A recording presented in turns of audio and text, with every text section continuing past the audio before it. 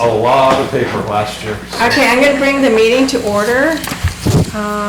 And the first thing on the agenda is the approval of the minutes for October 24th and October 30th. Can I have a motion to approve the 24th as written? Yes. And is there a second?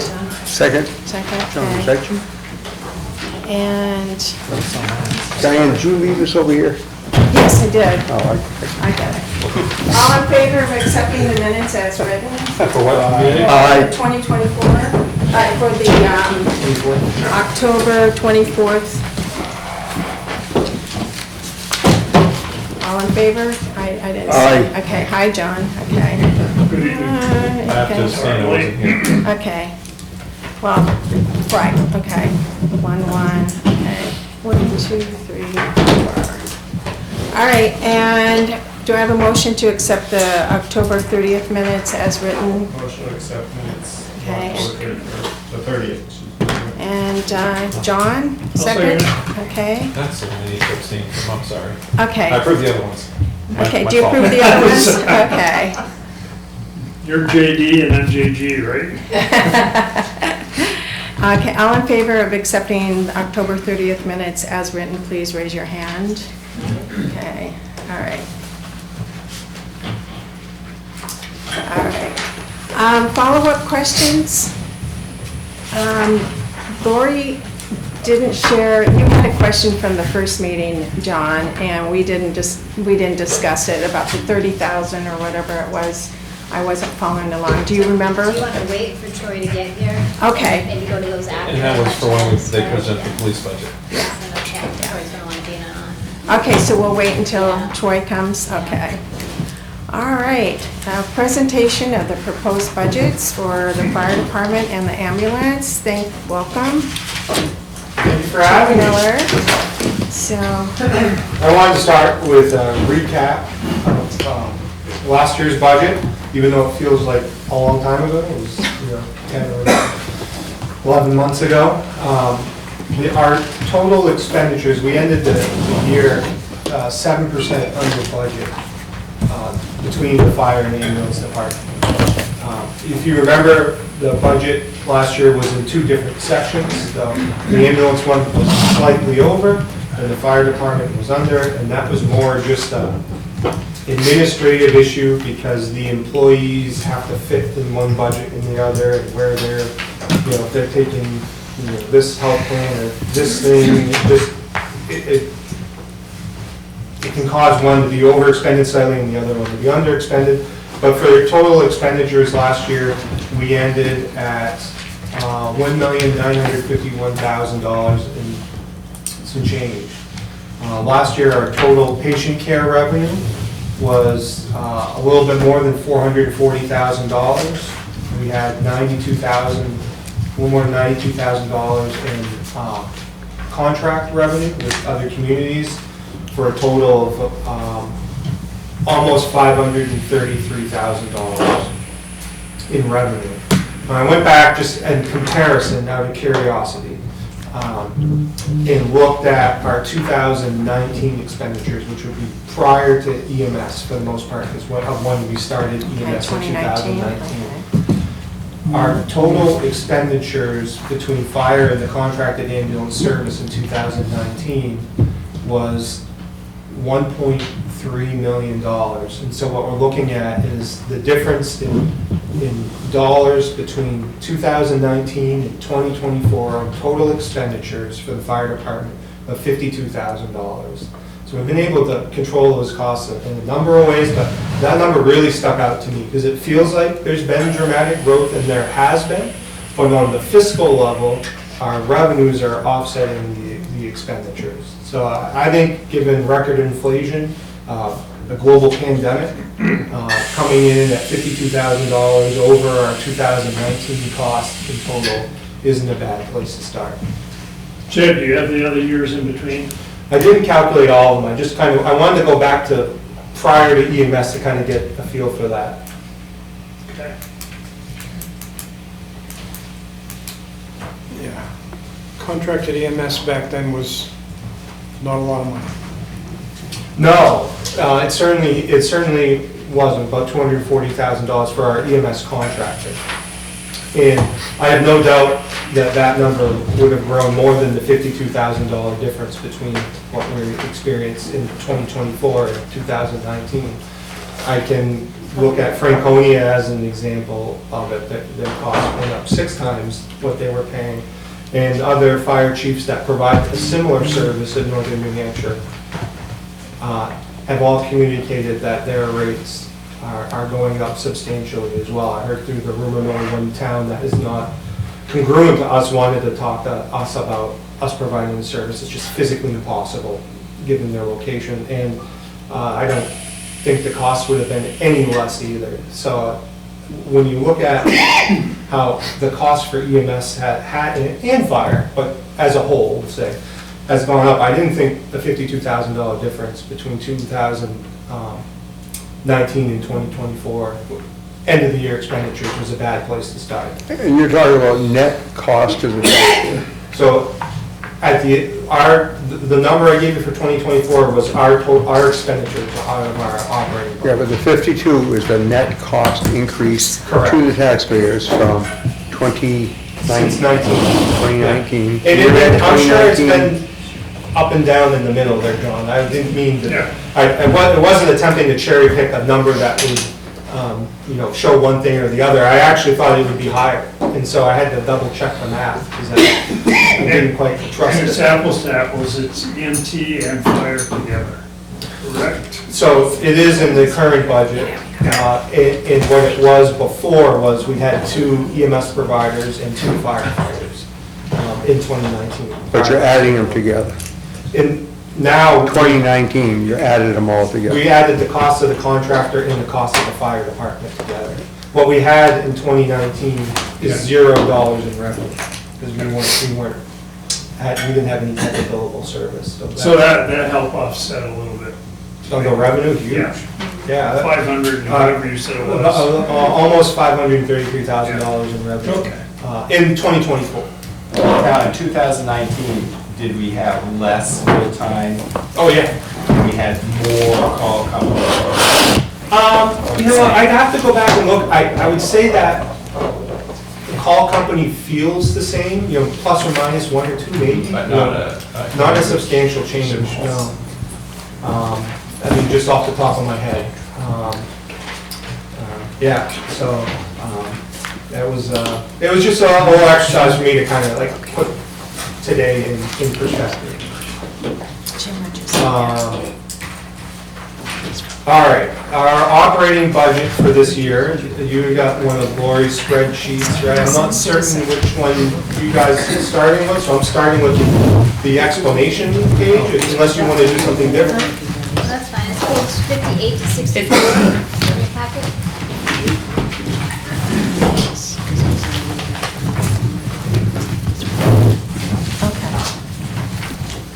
Nicely hand numbered. She has that, just like, page I 58. knew you'd need it. She's been there You said before. 68, 58, sorry. 58. 58, Um, that's where it starts. So, big picture, overall, an increase of 118 some odd $1,000 over the 2024 budget on the expenditure side. There are some changes, though, that we're bringing into the department's budget that are coming out of somebody else's budget. So the cost for the health officer and supplies is $11,000. That's coming into the fire department budget, and I believe it's exiting the executive office budget. So that's really more of a cost shift.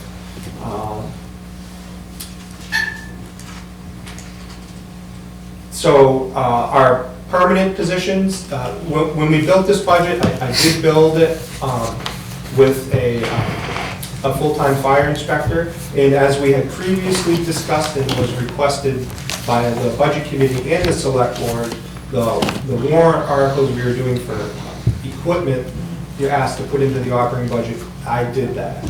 We met with the town manager, I met with the town manager, and we agreed to cut those items out of the budget for this year. So we're doing a pause on the larger scale equipment purchases that we were using to catch up on some of our older equipment. and we're not moving forward with a full-time inspector. Just given, the situation with the tax rate, it's not at all the right time. So we cut those out. I met with the firefighters and told them that we were going to continue on the status quo.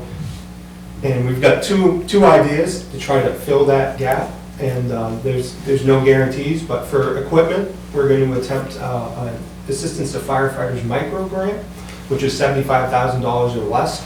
It doesn't meet all the equipment needs that we would have for this year. It does fiscally, but the way that the federal program works, some of the equipment we need to replace isn't federal high priority. So if we're able to get the grant, we're going to swap some stuff around. And I don't think at the end of the day, it's a huge harm.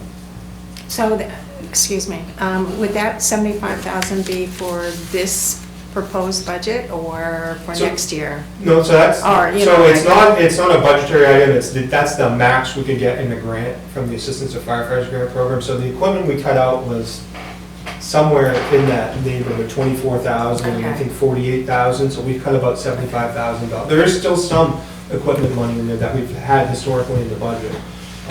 And so we want to try to bridge that gap with the Assistance to Firefighters Grant.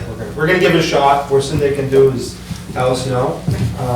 And like I said, we're going to adjust some of our priorities to meet the federal grant priorities, because there's one thing I know, is that if you are looking at equipment that's considered medium or low priority to the federal government, those are the easiest applications to throw away. So we're not going to waste our time on something like that. And for an inspector position, we're going to go after another FEMA grant. It's called Building Resistant Infrastructure Communities. And they have funded these types of projects in the past. So we'll see what type of traction we get with it. I've never applied for that grant, and we don't really have anybody in the local area that has experience applying for that grant, but we're going to give it a shot. We'll sit down and we got a pretty good team, and we'll see what we can come up with. So those items were removed from the budget, and that's how we're going to attempt to see if we can mitigate it. And if not, we'll figure out next year. That was going to be my question going forward, is what grants are the different departments seeking, just so we can start, getting the equipment that we need, but holding down the tax rate. And we've done it in the past, but I didn't know how active we were currently on seeking grants. I would say that we're active. The Assistance to Firefighter Grant is not something you can get every year. We do get a number of small grants every year if we're eligible. We're certainly trying to leverage all that federal funding that we can. Those grants are a heavy lift, and so it's to run through the application process. It's pretty detailed, but we feel, just given everything today, that we can actually go back to the feds and say there's a budget issue here, and that's why we need to ask for your assistance in addressing it. So moving along, just on the permanent positions, those are contractual increases or shifting of funds for the health officer, and contractual increases for firefighters and administrative staff. The part-time positions, I had cut because we have a part-time inspector now, and if we were going to make a full-time inspector, we would need a part-time inspector, so that's the line we cut. So we restored that funding to continue what we're doing this year into next year. Holiday pay, we recalculated, and it's through some shifts and some changes, we were able to reduce that some. Educational stipends increasing. We have a number of firefighters that are in finishing their educational programs that are allowed by the collective bargaining agreement, and so as part of that they earn payments as like a stipend. So I just need to make sure that I'm budgeted for that. Overtime, you are seeing an increase. I know this is usually a hot button topic, so I'll pause after this and we can discuss it. And part of it is due to contractual increases. So if the firefighter's base pay is going up, obviously their overtime is going up. But we really found I found with the flooding we had, that there's an area that we really need to go back and readdress that we haven't as a department, and that's swiftwater rescue training. We made a number of rescues in that storm. Some of our people, a few of our people had those certifications, the majority of us don't.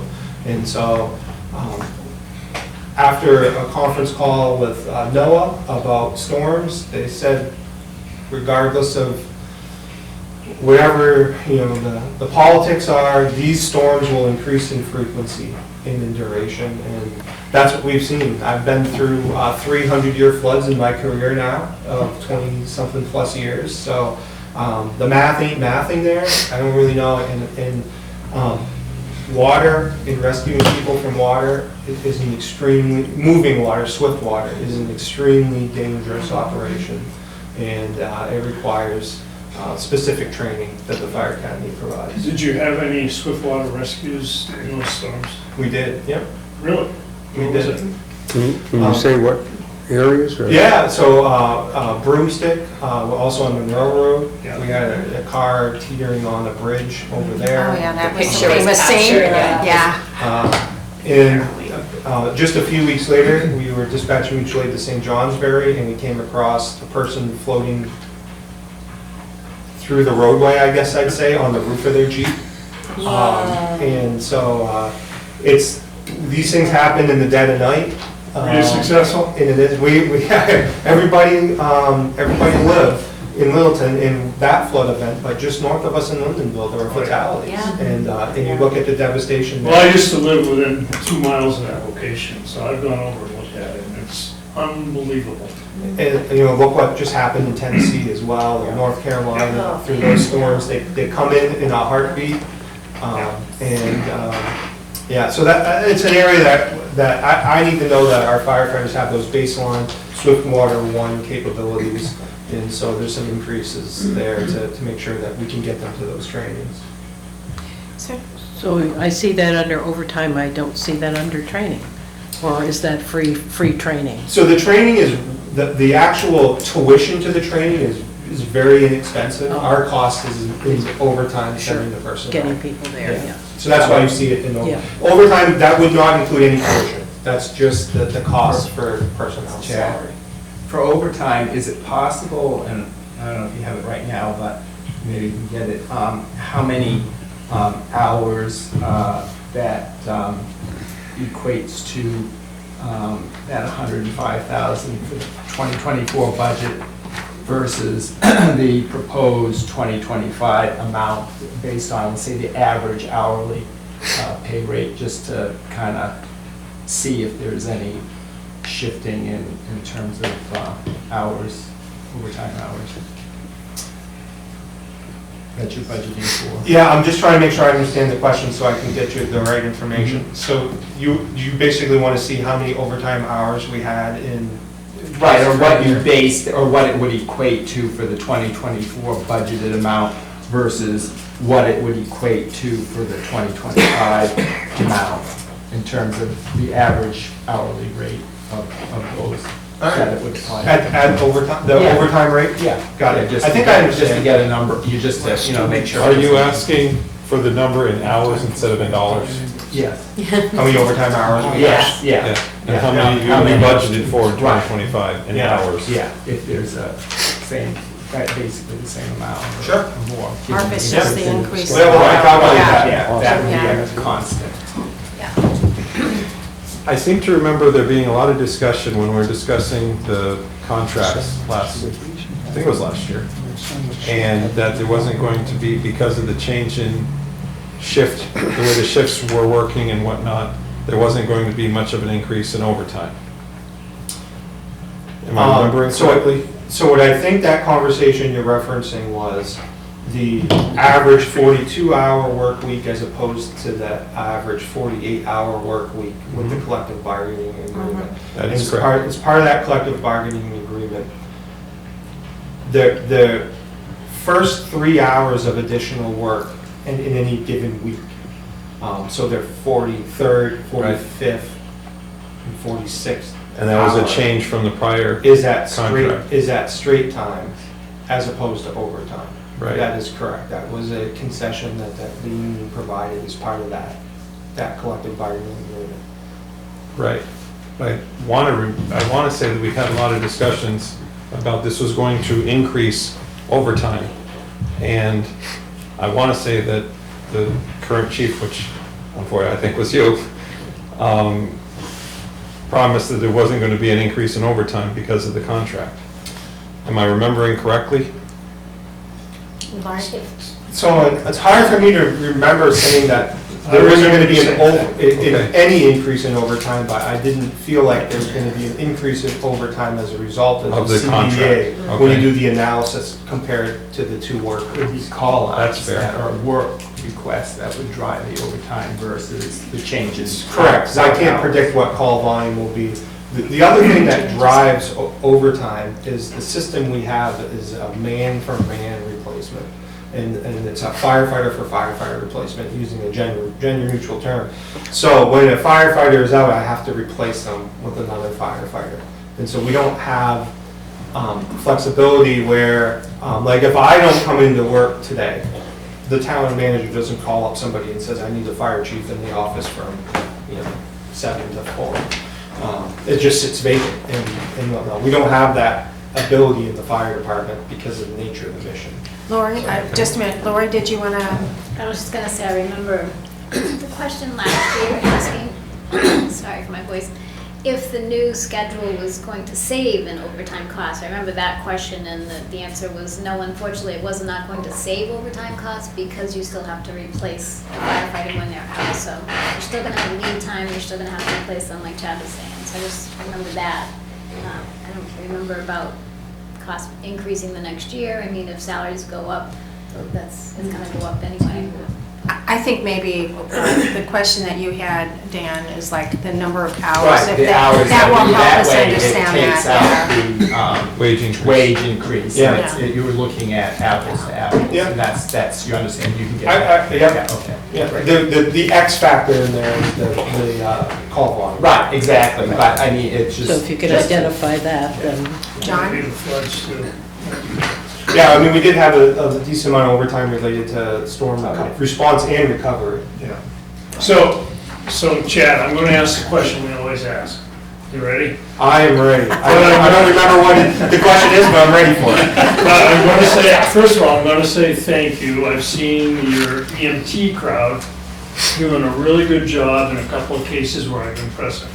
And I wanna compliment them for their professionalism. So the second thing I wanna say is that each year we ask you, how can we make more use of volunteers to keep and hold the costs a little bit more closely than we have been able to do? And I know that comes into, let's call it a rub point with the union, but how can the other departments in the area are able to keep their costs low because they do make use of volunteers? So that's my question. Sure. And we ask it each year. So, you do, and, strategic plan-wise, I am kind of at a tipping point, in all honesty. So, volunteers, I started as a volunteer. I have a heart of a volunteer. I come in for almost any call if I am remotely available. So it's not just, a 9-to-5 type of job. It's a lifestyle, it's a passion. We've seen a large decrease in the number of volunteers. I was at a fire today in the neighboring community where I think they had 4 or 5 firefighters, only one capable of operating. And that's Frank. Our relationship with Franconia is because the volunteers stopped coming. And I'll call them volunteers. They all get paid a little bit. It's, they get paid whatever, $20 an hour to show up, as whenever you're called. So they're not true volunteers, and and I don't want to try to misrepresent that. But I am kind of at a tipping point operationally about what type of value can we get out of call firefighters operating in first response type of capability based off of the things I need them to know and be able to do proficiently, versus a volunteer. I have supported our call company. We continue to operate it. We haven't, and it wouldn't be hard to see, we haven't gone out and advertised, hey, would you like to become a firefighter, or would you like to become a call member here? But for people that do come by the station, we give them an application, we interview them. We have one call member right now that is fairly new, and he's attending a firefighter program, and we have an opening, and so he may very well fit right into that. So it's a good program to have so that we can try out employees before we invest a lot in a full-time employee. Hey, come be a call firefighter, grow your staff. Yeah. But I don't know that you'll see a widespread return to that traditional, call company volunteer force. Yeah, so let me ask, before COVID, you must have had a list of volunteers. How long is that list then compared to now? I'd say it's probably plus or minus one or two. I mean, we have 2 call members here. I'm going to call on them because they keep track of the call for us, quite a bit. But I'd say, I mean, you think that's pretty fair to say? It's been very stable over the last number of years. Probably 8 to 10 members that are call members. Some people work seasonally. One of our call members works the summers in Alaska. So he's here in the winter, and he spends a lot of time with us in the winter, but in the summer we don't see him. Yep. Gentleman works for DOT, it's an opposite situation. He's hardly ever available in the winter, more available in the summer, until we have floods like we did, and he was working 80 hours a week. So it's, Okay. I'd say that it hasn't increased or decreased substantially since COVID. All right. Okay. I could go on, but that's enough. No, I'm going to give it to you the way that it is. I think you guys know that about me at this point. Question that kind of relates to this. In the past, we talked about how, regionalization would be a way to go and to help, control costs and get more of the surrounding towns involved. But we recognize that these towns have to buy into that and realize that, well, hey, we might have to give up our own little department and go into this regionalization. Do you have a sense of if there's any movement from any of the potential towns that might go into something like that, if there's any change in attitude or their call companies that might be driving them to a regionalization approach versus the way it was last year when we were kind of exploring that, or is it about the same? Or yeah, so I'd say it's a very complicated matter, and I want to start by saying at no point am I advocating, Littleton Fire asking another community, can we take you on and lower our costs, or that's a very sensitive subject. I think I'll call it the third rail. John touched it and he kind of got stung. It's everybody says it's a good idea, and then we're like, okay, great. Well, let's sit down tomorrow and how are we going to do this? And then they're like, geez, I don't know. Exactly. I think it's what we have 4 firefighters on shift at a time, and that's all we're guaranteed in Littleton. I rely on our other communities surrounding us just as much as they may rely on us.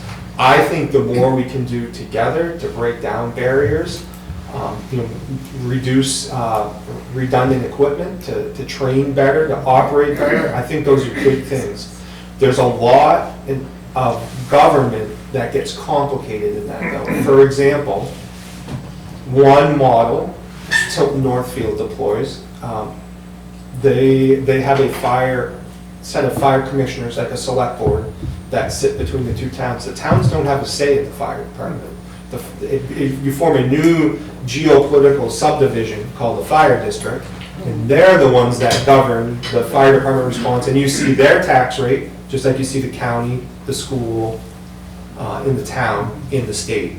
So there's pluses and minuses, and to all of that, it's a very complicated matter, and I think at this point, if those conversations need to be driven at the policy level by boards. And it's just really inappropriate for me as a fire chief to come in here and say, you know, one way or the other. I think, you know, the better, the more we can work together, the better, so. So having, as you say, I've been bitten by it. Dave McClure and I made a study of the whole thing and went around to the departments here, Bethlehem, Sugar Hill, Franconia, Easton, which isn't much. And Lisbon we talked to at a little bit.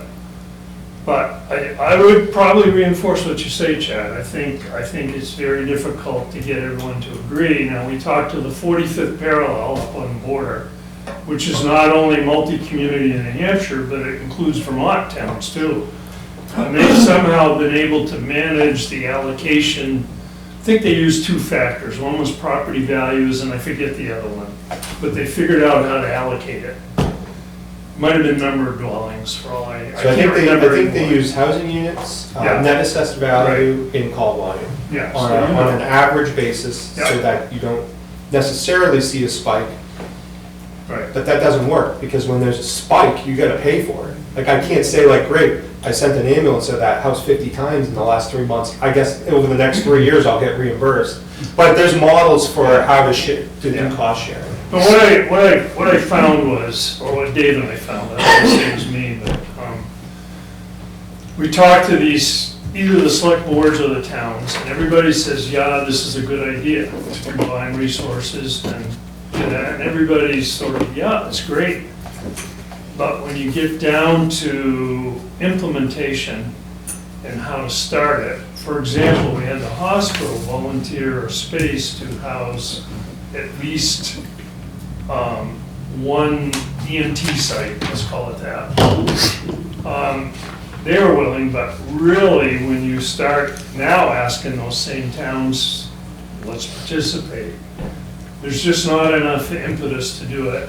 I would say until costs get more exaggerated, I don't think the appetite for towns is to do this. And I'll take an opposite approach. I think it has nothing to do with the cost. It's just Because why did politics. Franconia come to us? Because they don't want They to. couldn't So they couldn't make it work. Couldn't do it. It Yeah. failed. And so it wasn't about cost.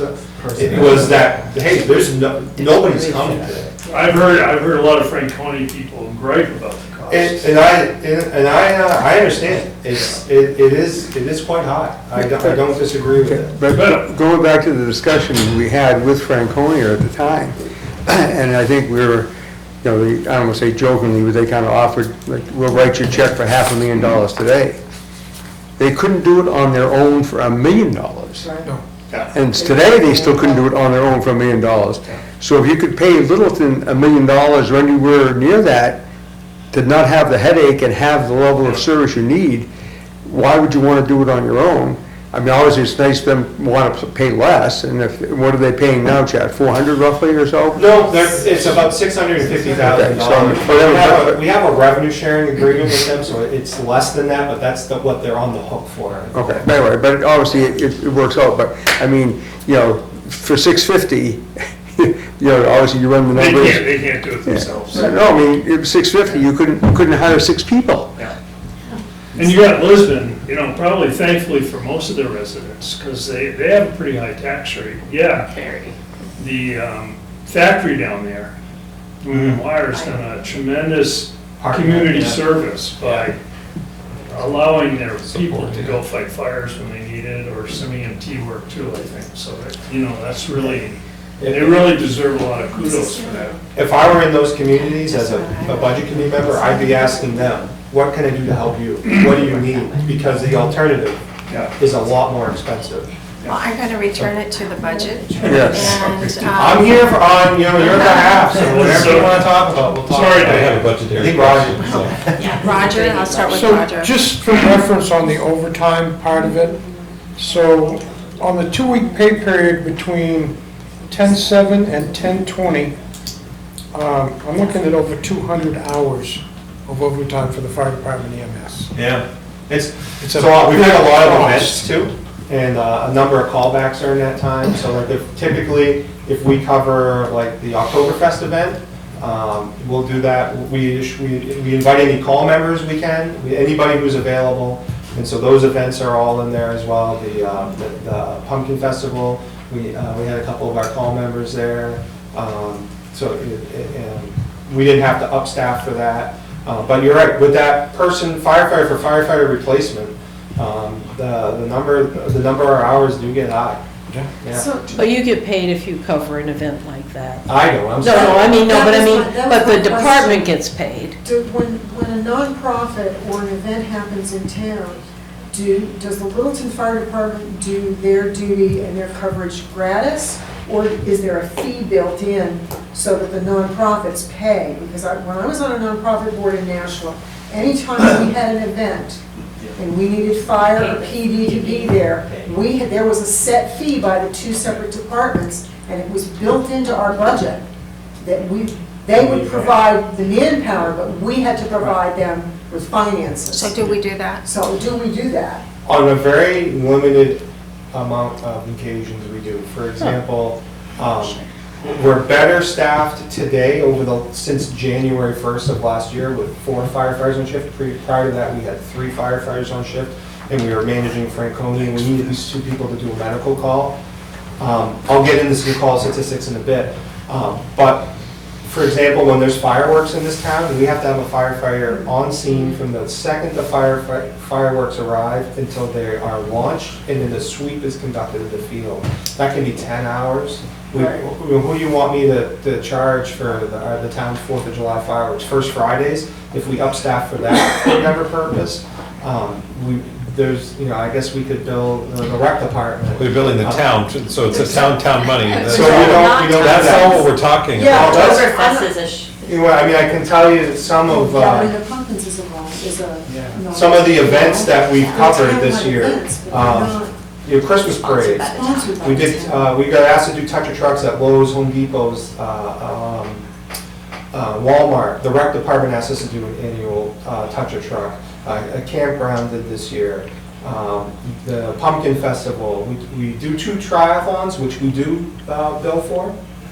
And we had 3 First Fridays, Homecoming Bonfire, Oktoberfest, which was run by a private organization. We did bill for that. We have 2 sets of fireworks in Littleton annually. We get asked to attend parades, like Franconia, so I'm not gonna send them a bill for going to the Right. parade. I mean, I got a whole list of events that we do. Yeah. Some of that overtime, not a lot of it, but some of it is driven by that. And same thing with the call company budget. Some of the call company budget is driven by that. Because if I call up Bill and say, hey, can you take one of the I trucks? think what I'm down? hearing though, Chad, is that we need to look at that. So I've drafted a updated fee schedule for our department. We have fees for EMS, right, for ALS transport, BLS transport, but we don't charge for inspections. We don't charge for many of these events, because historically what I've been told by previous chiefs, right, wrong, or indifferent, is that the community doesn't want that. And I honestly believe that. There was a period of time, probably many, many years ago, where public policy didn't really want to see any types of fees. That's really changed because the costs have increased so dramatically. So we need to, we're going back internally, we're reviewing that fee schedule, and I plan to submit it to the select board for their approval. And then, those are the fees, and that's just the way it is. I think we need to look at our revenues, or something that offsets our expenses. And some of those I can understand you don't want to charge, but I think we need to go back and review and see if there are events that we could charge for. We talk about Lisbon having a high tax rate. Well, we don't want to get there. So part of it is offsetting some of our expenses. And so I don't know if we can request that of the board, if you want us to. Okay, so that can come back to us at some point. Okay. And to kind of put a pin in this, so it doesn't get lost there, two of the warrant article requests I have are about trying to fix some of these issues. So when we get to that part of the budget, we can talk about it. John, excuse me, John? If you want to continue, I can hold my question. It's up to you guys, I'm here at your pleasure, so whatever you like. Is it about something that we're currently on It's task? at a higher level question on his overall, so I'll wait. Go ahead, no, go ahead. I agree with John that the services that your crew provide are very high level, high professionality, and a great service to the town. That's at the level that it's currently at, and it's been funded to that level. I see, it looks like you're combining the ambulance to the fire, so if I look at the bottom level of fire, it's like it's a big increase, but then it's for. The ambulance is The net difference is about $120,000 more.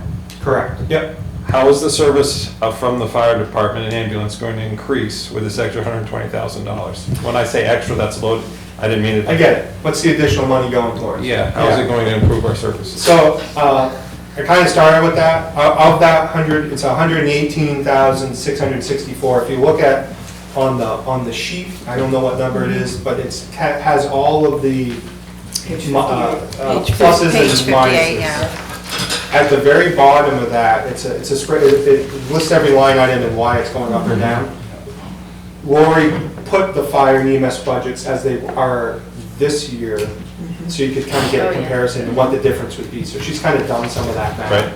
So of that $118,000, at least $11,000 of it is us taking on the health officer role inside of our budget and it coming out of the executive office budget. So part of that's a cost shift in town government. Town hall's budget goes down slightly, ours goes up slightly, but it's not a new dollar. Are there any fees for the health officer? I mean, I don't know exactly what the health officer does all around. I mean, I can guess at some of it, but do we have anything? It's not, there? so in the fee scale, I propose at least one fee. There's a new regulation about public bathing, and it's really about pools and spas. We really don't have many public pools and spas. It'd be like our town pool, hotel, motel type of thing. So I put a fee in there because we're supposed to do an annual inspection of them. There's also going to be some small fees for, we're required to do school inspections, but that's only once every 5 years. And we're also required to do inspections of daycare facilities and foster homes. And so we'll have a very small fee for those inspections as well. It's hard to know exactly what it will generate, easily less than $1,000. And who do you bill for the foster home? State of New Hampshire? No, it will be the individual requesting the inspection. Question. Last year, Chief, you had, when you were talking about calls and whatnot, and maybe you can get into that, there were some like false alarms that you had, and you said you were at that point going to look into maybe a charge or a fee for that. Yeah. Has that been looked at? So that is in the fee scale, but that actually, I'll need to have a discussion with the board on a more policy level because it's really a change of our operations. Currently a fire alarm goes off, we respond.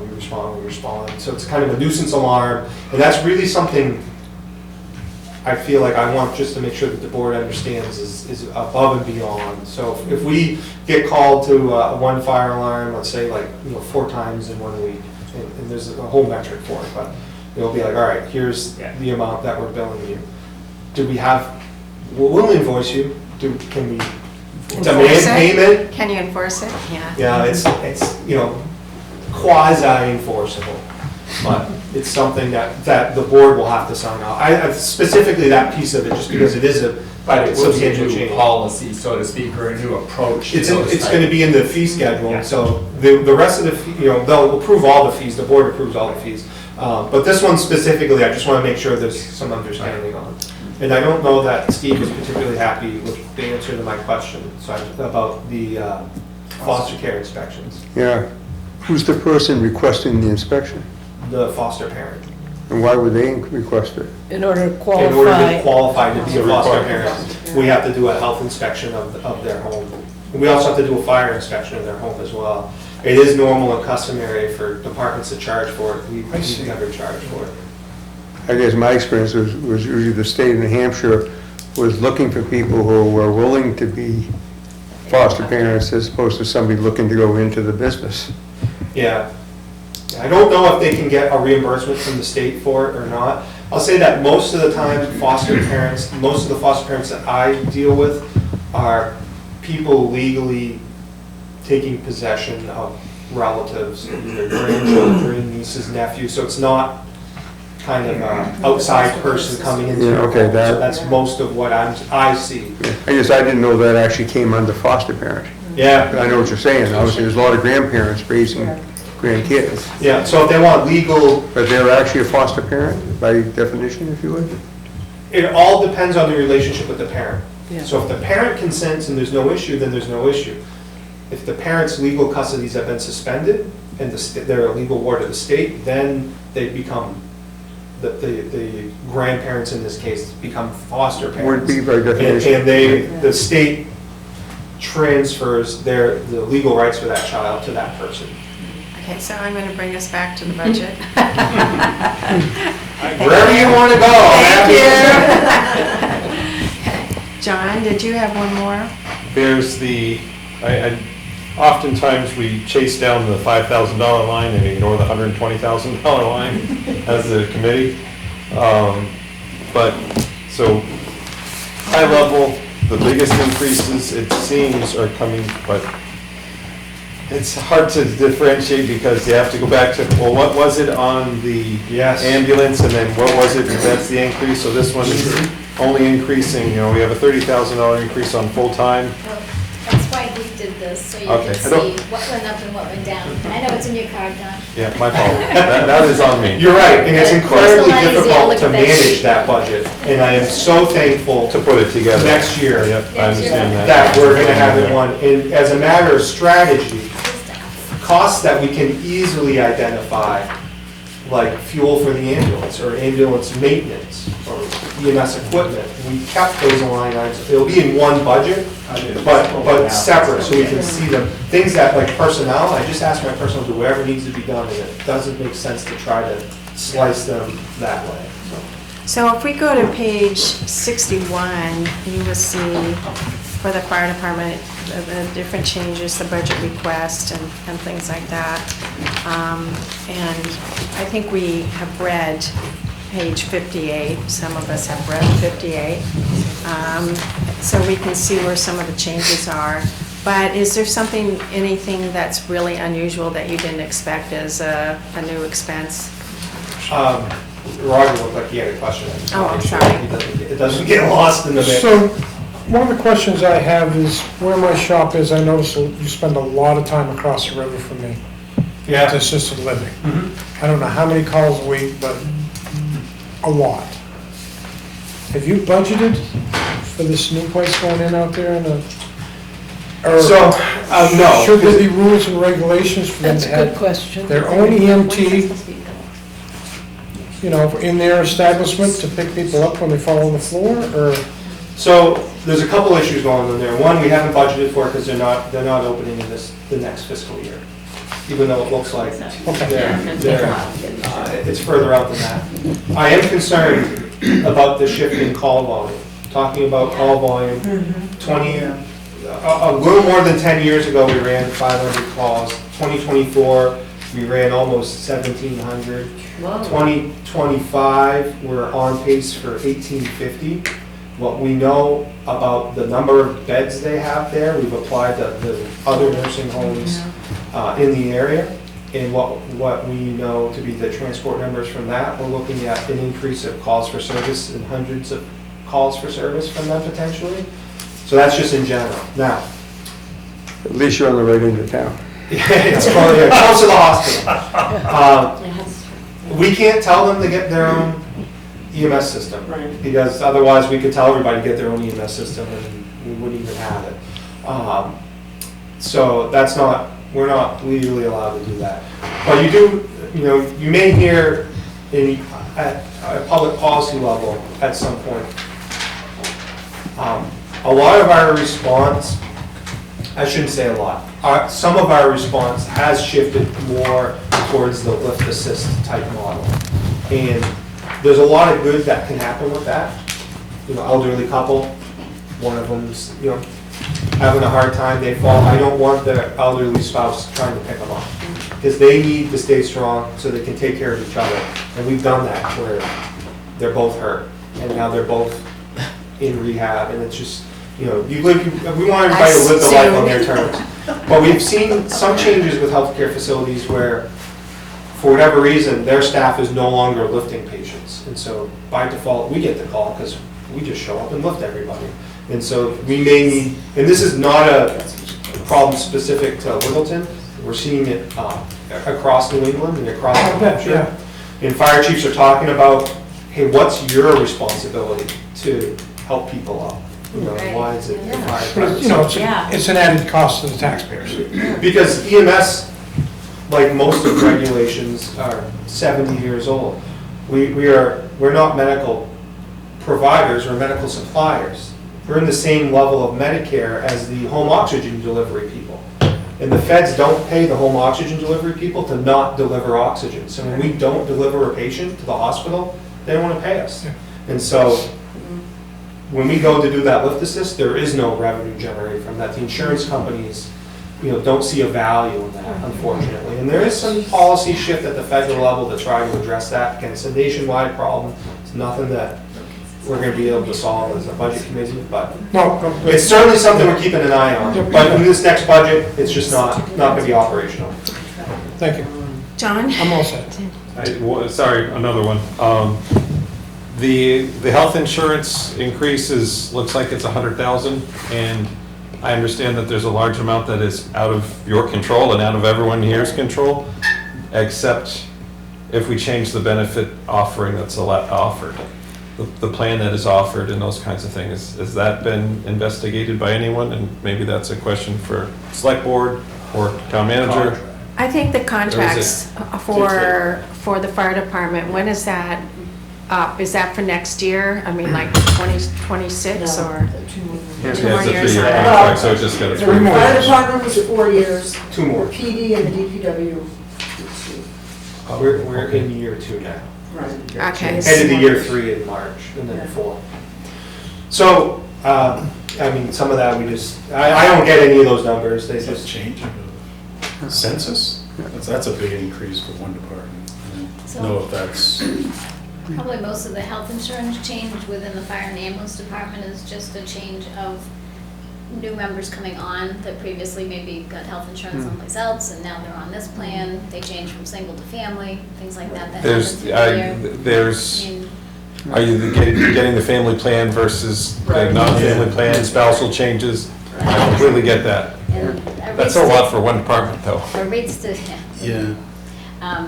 the rates did go up a little bit, but Our not rates too bad. went up, what was it, 10, I just thought they went up 10%. did they not? 10%, but there was other plans that were less than 10, so depending on which plan you were on. I chose. Right. But to answer your question in general, we have collective bargaining agreements that are very specific, citing the plan that we are to offer. It is one thing that I want to take a look at, working with our unions and our non-union members, seeing if we can take a look at our plans and, getting a plan that works for everyone. Price, no one's gonna pull out any magic tricks of reducing healthcare costs by, $100,000. But if we can get a plan that we know can provide a good level of service, it has a history of being pretty consistent with annual rate increases. And I want to look a little further at the whole package, dental, the life, the disability, because sometimes, looking at those other products that we offer, if we can get those at the same level or better at a cheaper price, and the big package of stuff we can reduce. That helps to prevent the increase. I find that that's really where I'm gonna get some savings. It's not gonna be big. Yeah, Diane and I made a run at this for several years, and do you want to kind of summarize? No, go ahead. Okay. On both the town and the school side, I mean, Diane's number one point, not putting words in her mouth, is this is a monster to try to negotiate as part of a contract. You really need to do it in Years in non-contract advance, years, yeah. but you can't, and with all the things you have going, you can't get people to a comfort level. Also, we actually brought in there were certain insurance companies that are aligned with towns and schools historically. We brought in an agent who was willing to work for free and analyze both the town and the school. On the town side, your predecessor basically wouldn't give him the time of day. And on the school side, this started when Steve Nylas was here and was certainly open to it. By the time it occurred, we had a new There's a switch. superintendent who's now gone and has been replaced by Steve Nylas, thank God.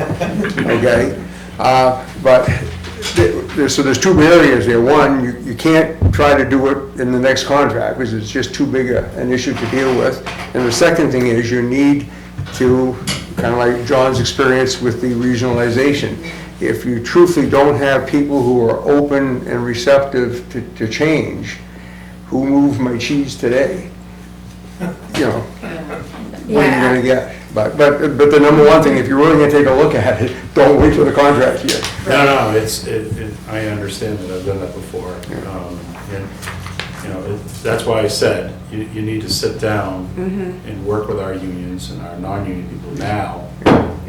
And hopefully, if we find anything, that as the new contracts, we can all have a little sidebar agreement that on January 1st, 2026, you know, we're all gonna move to this new plan, this new benefit. And hopefully it can be rolled into future contracts. That's the goal. Trying to negotiate that is... Right. The one thing that has worked in private industry, and there's numerous companies in Littleton all around the state that have done this, is going with a higher deductible plan. And there's several different formats, but simply can be, let's say on an individual person, you have a $6,000 deductible. You could have a situation where the town would cover the first $2,000 of the deductible, the individual would cover the third and $4,000 of the deductible. If they got to the $5,000 and $6,000 deductible, the town would kick back in. You can move that donut around. On a family side, let's say $12,000. The town covers 4, the family covers the second 4. The town, if it gets to 8 through 12, the town comes back in and covers that. So you're really protecting the employee, not giving him a huge exposure. And truthfully, in many cases, they never get out of the first 2,000 or out of the first 4,000. So, but those are the ideas that, like you say, your predecessor, no, nothing pointing at you, whatever, but basically just didn't want to hear it. And on the school side, what was they were open to, there was a change in personnel, and without Steve driving the inquisitiveness, the enthusiasm disappeared. I think you're on target when you're saying that, you know, you're gonna start looking at it now, because then it gives everyone an opportunity to really analyze it and ask their questions and come forward, you know, because we have found in the past, the insurance was almost being, and coverage was almost being negotiated at the same time, and we have 2 months to get this done, and, you know, you can't really adequately look at anything that way. So thank you. So John, did you have a question? No, it's pretty minor, but I'll ask it anyway. So, None of us are surprised. come on, Chad. So, do you, in municipal contracts, is there an experience factor where you can lower, your rates are a little lower if you have a good, safe experience versus non? In the industry, they do that. I think that's only. So are you talking about like property liability? No, I'm talking about personal injury and Workers' Workers' comp. comp. Workers' Yeah. comp. I think that's Yeah. usually, that's across the board.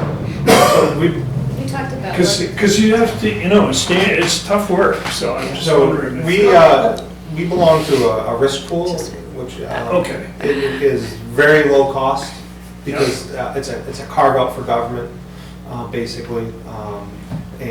So like, I think the cost to insure our ladder truck is $900 a year. It's a $1.5 million vehicle.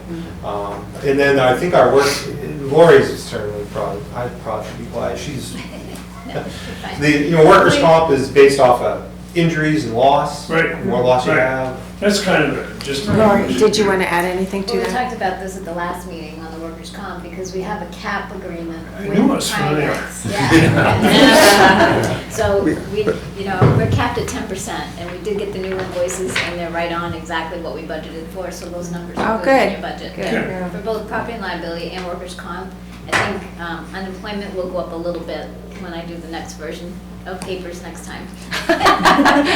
Okay, let's all regroup. Where do you want to take us next? So you asked if there was any other substantial changes to the budget, so let me just spin down through here. I don't believe there are. Some of it is just combining line items and trying to, process some things. We buy a bunch of subscription-based software, and some of that's changed, and there's been some decreases due to that. $100 increase in postage due to the zoning officer. I have to send a lot of certified mail, it feels like. So, Minor amounts in fuel. Our EMS vehicle maintenance is going up slightly. Our ambulances are getting older. And a decrease in some other areas. So just trying to more accurately reflect where the expenditures are. So, a question came up about, combining some of these positions in the zoning, and you said that you were more of the, I was asking about if there were any permits for building permits and things like that. Where does that fall in the process? And you work with Joanna Ray on this, right? So do we have any permits, and are they up to date on what the fee structure should be and all of that? Because that's enough. People are asking, we have new businesses coming into town. What are they paying? Oh, so you're talking about planning and zoning. permits. Planning and zoning permits, yeah. So we do need to adjust some fees and make some process changes to the zoning/building permit. They're not substantial increases, but for example, like, if you want to, we're going to break it out a little bit. If you want to build a shed and put up a fence and put a pool, and you just check one box, but those are three different things, and we look at it in three different ways, and so it's going to be a little bit more like, if you build a fence, check this box. If you're building if you're building a house, it's all included, right? But for the renovations, for the additions, that type of stuff, we're going to make some changes to it. I think it's just a little bit better operationally. There does need to be some increases in fees for the building/zoning permit. But I don't think they will be large unless the board really wants to charge a large amount for Well, it. basically, we always hear about new businesses coming in and they're like, really? They're like, that's it, yeah. That's it? Yeah. So I didn't know what fees those really included, but, Well, almost 15 years ago, maybe, I did a Walmart project in another community that was a $100,000 building permit. That was a few years after the Littleton Walmart, which was a $100 building permit. Yeah. Yeah. I think the Maybe that discrepancy was too there. high, but can we be comparable to other towns? Yeah, And I see mean, what other towns do? So I'm thinking. So I know that Somewhere in the middle of that. if you look at it on the What's net, that? $100 is not. That's not- if you look at it on the net, Franconia and Bethlehem both collect more revenue from building and zoning permits than Littleton, even with all the development we have in Littleton. Let's increase. So Well, it's I something mean, we need to I guess look maybe at. we're asking Let's the board increase. to take a look at this, you Yeah. know? So Building I'm looking at revenue. process now and procedure, and we sometimes say these things, so we would like the board to, to look into this, but we never make a motion, or we never really put it down and say, here. Follow up and hold us Follow accountable. up, yeah. Hold us accountable, is that what you're Yes, saying? exactly. So do we, I mean, the fee structures, I think we basically really want the board to take a look at. So do I have a motion for I'll that? move that. Okay, is there a second? All in favor? Aye. Okay, so being a public there we go. meeting. Yes. So I just need to know for myself, when we get to the point where I'm ready to publicly discuss the fee scale being proposed by that I would propose, I'm happy to send the board a copy of it. Yeah. And if you have comments, I guess, I don't know what the process would be, but you can just call me, email me, whatever. And, or let the board know what your comments are, and we'll go from there. Chad, I'm sure the select board's gonna ask you to look at it, I'm guessing. Well, that's what I'm saying, I'm proposing it. Proposing it, yeah. So, is Actually, it, it all has to come through Troy before it comes to us. Correct, yep. Yeah, we okay, can't sure. outreach. So is your And all idea? fees, any fees require a public hearing. Right. Yeah, Oh. So there'll be a very, Yeah, it's very Yeah. formal process Yeah. for the select board Good point. to change any fees. So Or with the staff. idea of investigating what fees we should charge, be oriented around the idea, are we, let's call it rationally competitive with the other towns on those fees? Yeah. So to come up with the fees that I have, I went and looked at as many towns as I could to kind of understand. Yeah. Because we have not, I haven't charged fees for more than 10 years, Yeah. because we don't here, as far as these types of fees.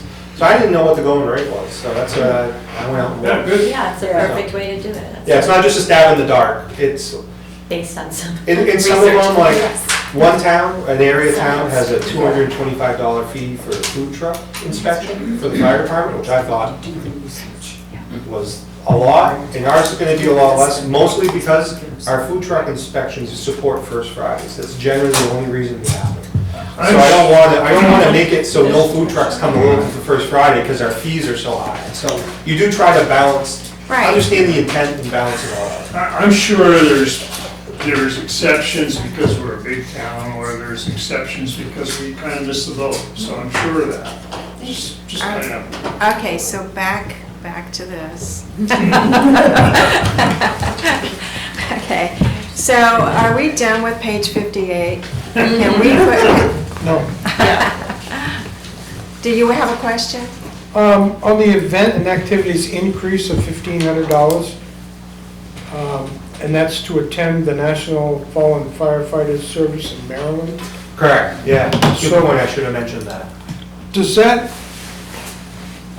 what does the $1,500 cover? So, this May, retired Captain Jeffrey Whitcomb's name is going to be added to the National Fallen Firefighters Memorial, and his family will be traveling down there. It's a very emotional service, and a number of department members will be traveling with them as essentially escorts. So I don't know yet. I don't know if we're going to drive, if we're going to fly. Is it one night? Is it 2 nights? Because I'm taking my cue from them, and we just haven't had that happen yet, but I wanted some funds available so that we can, make sure that we're there to support them in that. So that's what that's about. Okay, no, just curious, we're not taking a fire truck or anything down there? No, I mean, if we drive, we If probably, they fly, it'll be. we might, we're gonna do everything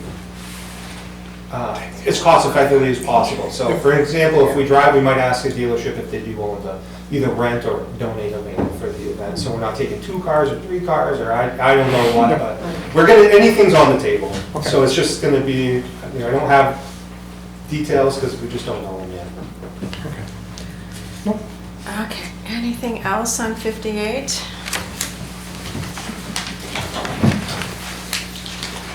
Follow-up questions on it? I'll go with you after. So 62, ambulance calls, the revenues, did you want to go over revenues at all on this? Sure. So that's what we're estimating the revenues to be next year. So I got to ask the question, I think it's the first time you guys asked me a revenue question ahead of time. Why is that amount going down on the other coverage area? It's because we will be in our Our agreement with Franconia is a July to June agreement, and all of our fiscal budget works January to December. So this will be the first full year we are out of Franconia paying a contracted fee into that line item. So that's why it's down. I want to say it was $90,000 in 2024, and that reflects Easton and Sugar Hill. They're in the final year of, it's either a 3 or 4 year contract that we signed with them. And so the following fiscal year will be, this summer or whatnot, we'll be looking at what the following fiscal year would bring, or what type of contract we'd sign with them.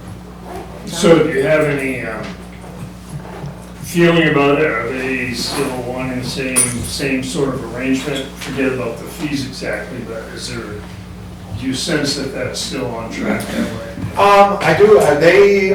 Franconia, Easton, and Sugar Hill have joint select board meetings because they have some joint assets like a transfer station and recreation and maybe something else. It was kind of interesting. So I went to one of their last meetings as a joint 3 select boards, and they wanted to talk about costs and how costs are apportioned.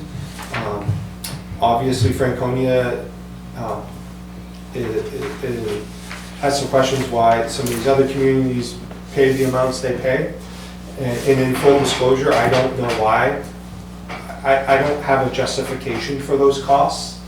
And so we do need to sit down and figure out how do we cost share. Okay, but in that 40,000, so that's just Sugar Hill and Easton are in there? Correct. That's And Sugar at what figure each?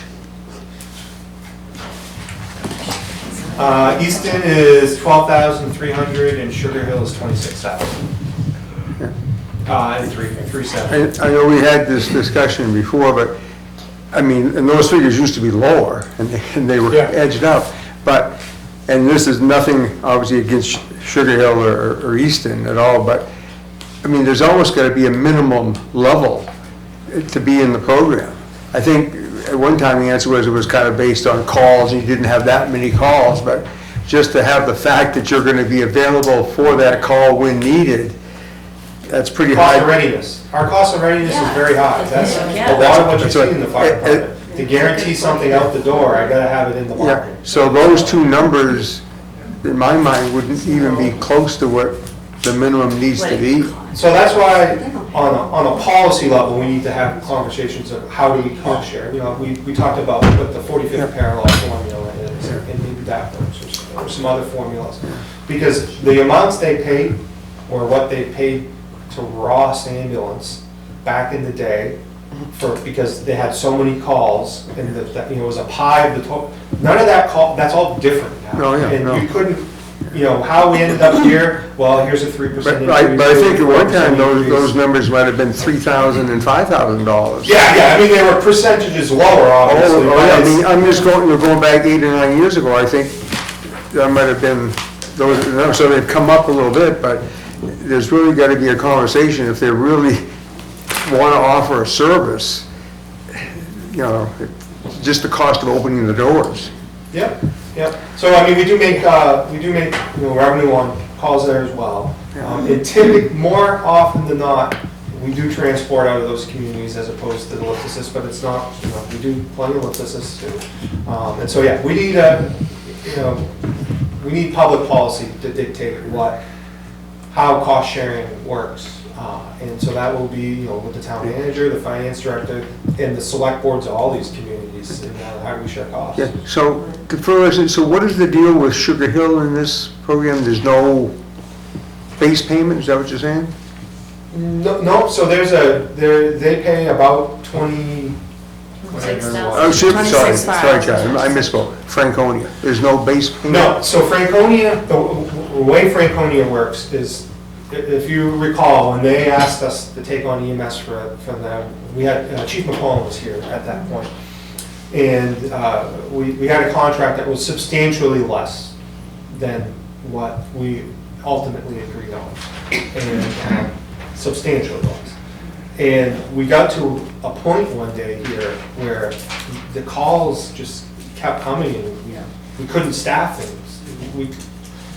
And a number of us, myself included, went to McClellan and said, this isn't working.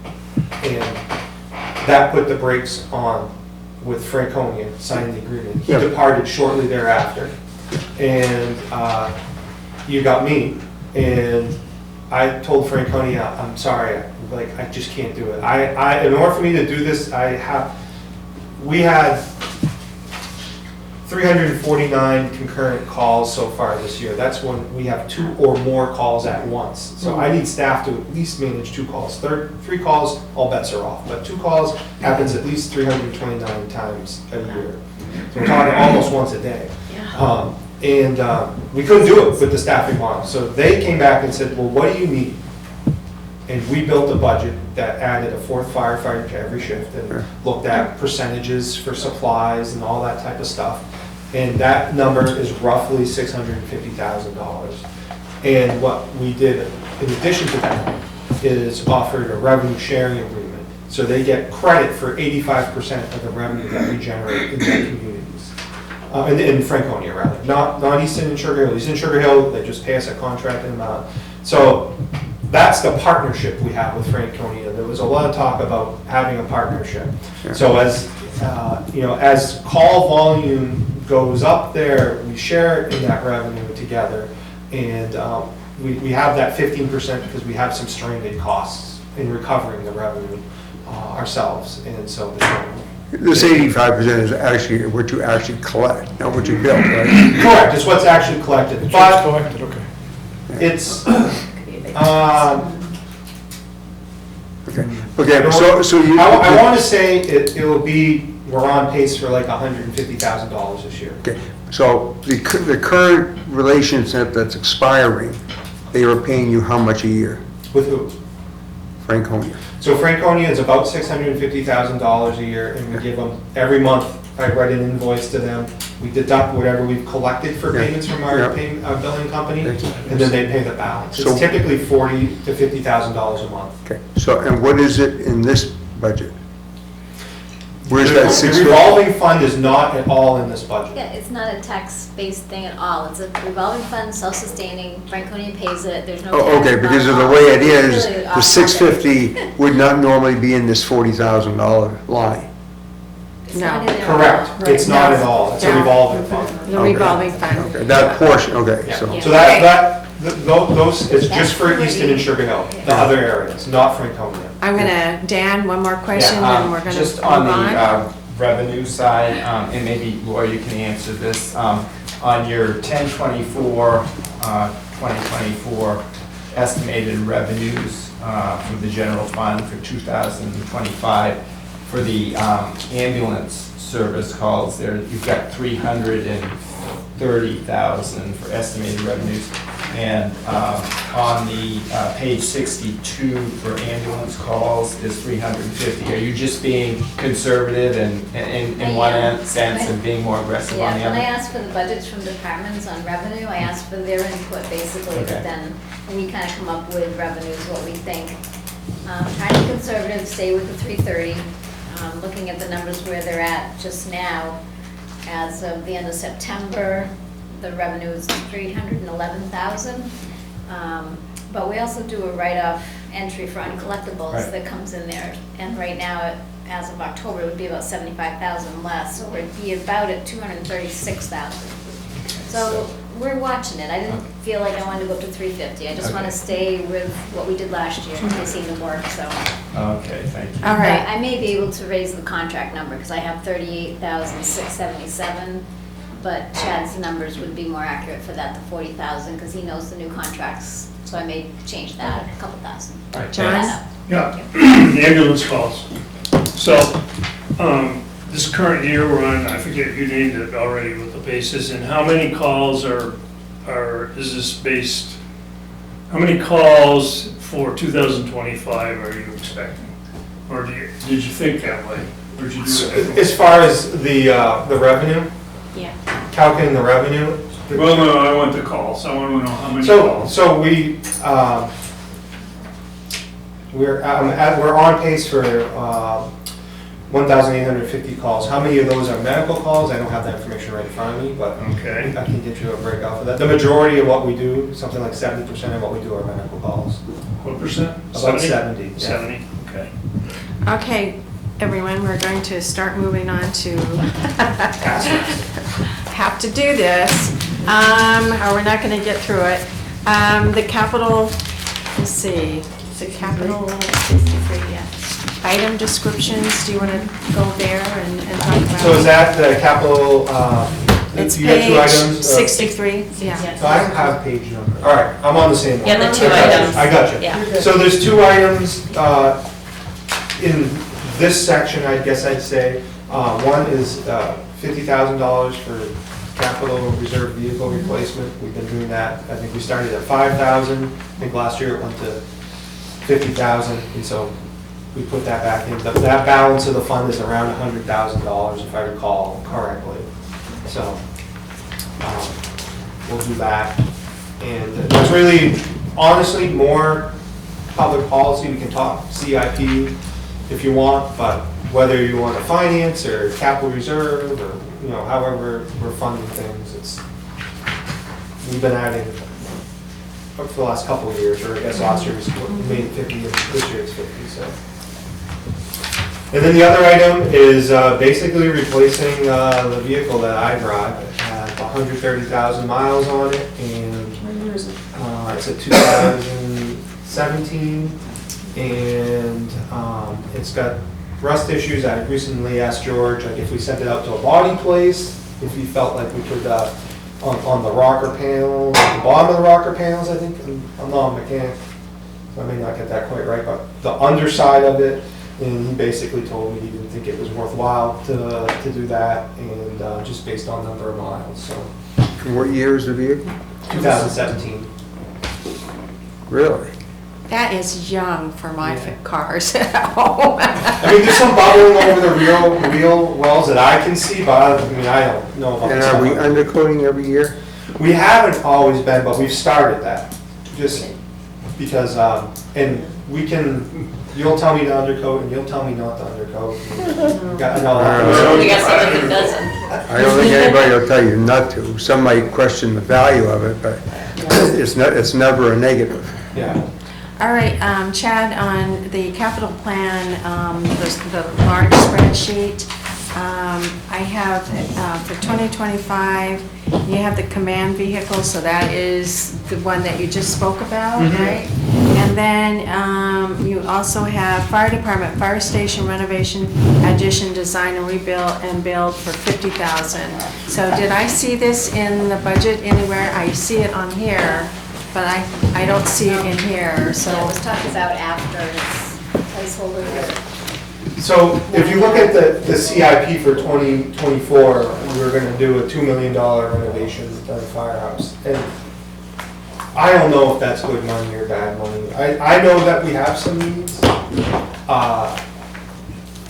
I think the building's okay, but we need, a professional to basically give us some more details about what that means. I don't know if that number makes sense or not. So that's what that is. We'll write an RFP for an architectural service to conduct an assessment of the fire station and determine what needs to be replaced or upgraded. It makes sense to do that. There's some big things at play. For example, presumptive cancer. So under new state law, firefighters, if they with a cancer diagnosis, are presumed to have been exposed on the job, and that's covered. But the way that our station works, we are not covered, so the town could be on the hook for any type of cancer treatments for firefighters, because we're not providing a facility that meets that need. Part of that is gear separation and decontamination. Right now, our gear is in the bay with the vehicles. That's not allowed by standard and by cancer standards. We're doing everything we can to be compliant with the presumptive cancer law, but there's a few items like that that we just need to address, and we're going to need some more expertise on it. So that's the purpose. Instead of just going out, I can come up. We need to replace the windows for sure. Stuff like that. I need a better plan to go for. So before I can even ask for any money, we got to do that. So it didn't make sense to do that before this type of plan. So that's why we're asking for $50,000 instead of $2 million. So, And if you go back and look at the CIP previous, I'm missing some of them, but we should have started in 2015 with $200,000 a year for fire station renovations. It's just all been deferred, which is fine, but we need a plan before we make an investment. so that would actually be, the 50,000 is actually on the warrant article for, let's see, warrant article number 19. Yes. So, right there.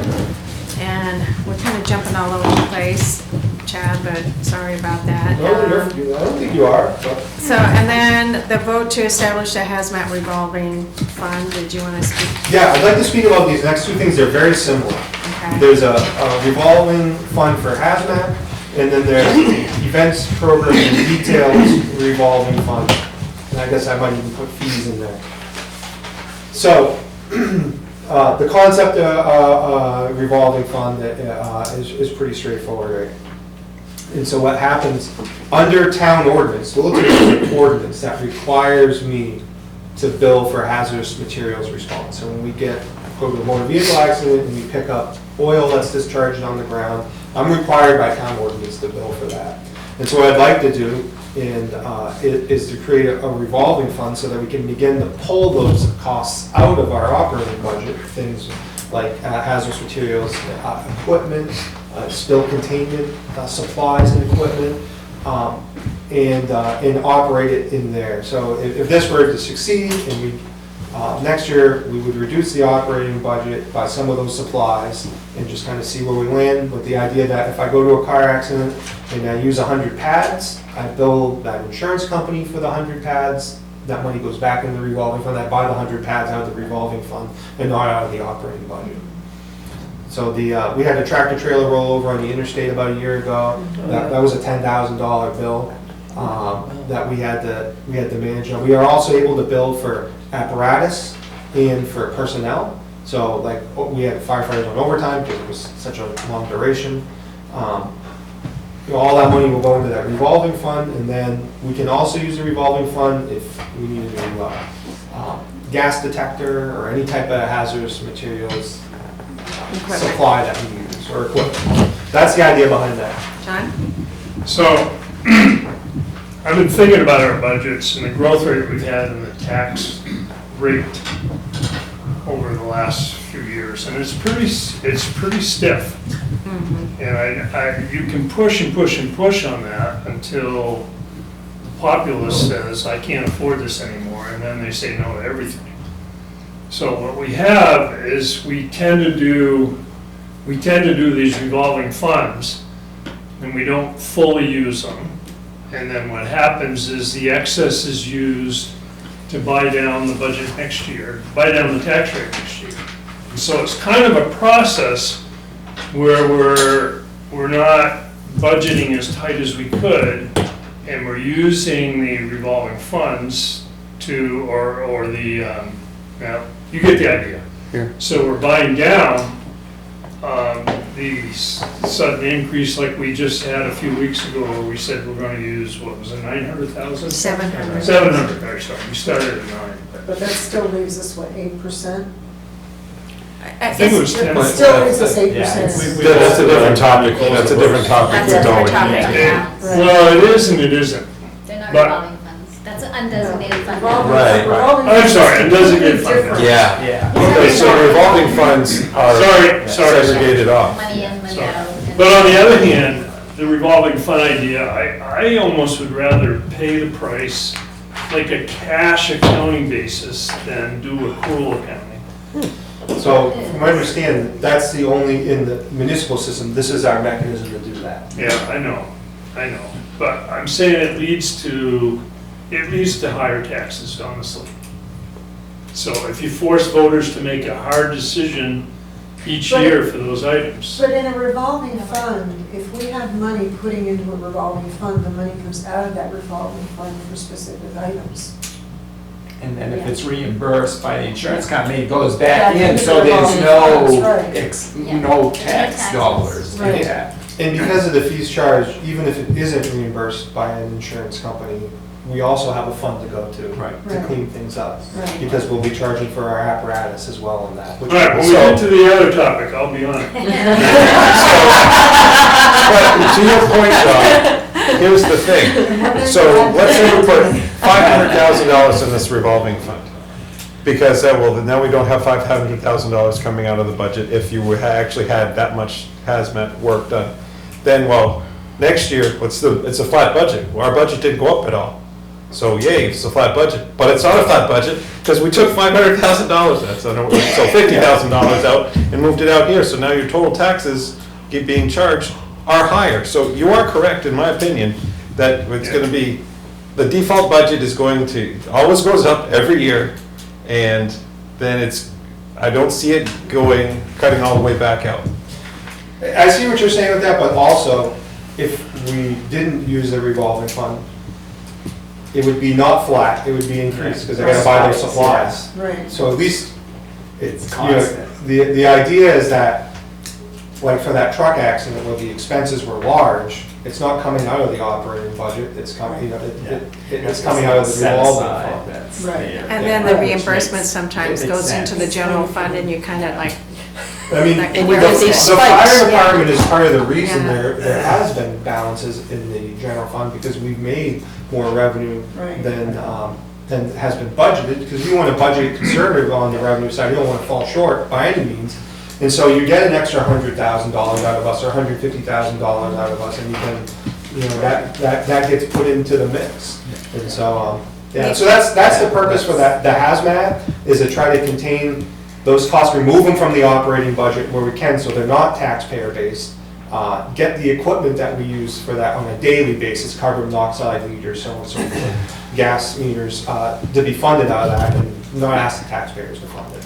okay, so And to be let's, fair, you have no way of predicting how many That's true. events you have to deal with. And I recognize that, that's true.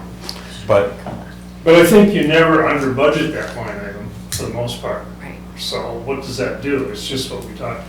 So let's go on to 21.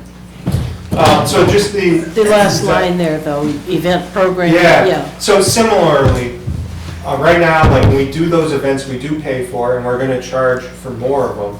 Right now, I have to put the expense in our operating budget that we raise and appropriate funds for, and then I give you a revenue at the end of the year.